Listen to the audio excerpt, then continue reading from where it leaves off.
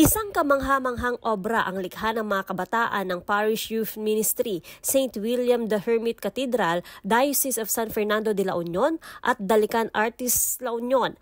Ito ang charcoal and chalk art portrait ng Santo Papa, Pope Francis.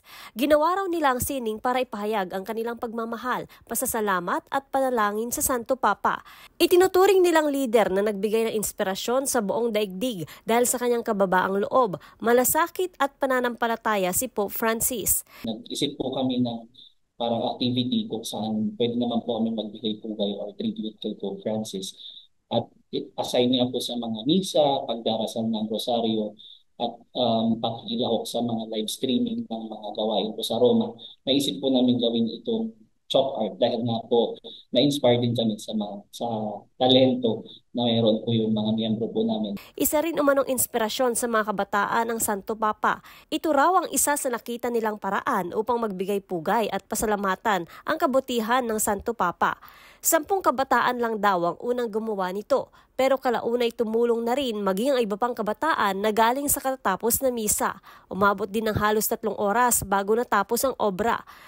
Noong 2018, actually naglabas po ang Santo Papa ng isang apostolic exhortation. Ito po yung Christus Vivit or yung si Kristo ay buhay. At dito po inilahad ng Santo Papa yung kanyang pagnanais na samahan ang kabataan sa kanilang paglalakbay. Dito po dinetermine na si Jesus ay present sa bawat estado ng kabataan. Taong 2015 nang dumalaw si Pope Francis sa bansa, pangunahin din niyang binisita sa kanyang pagdalaw ang mga survivor ng Super Typhoon Yolanda na nanalasa noong taong 2013. Makikita ang charcoal and chalk art portrait ng Santo Papa sa harap ng Parish Rectory Building ng St. William the Hermit Cathedral sa lungsod ng San Fernando.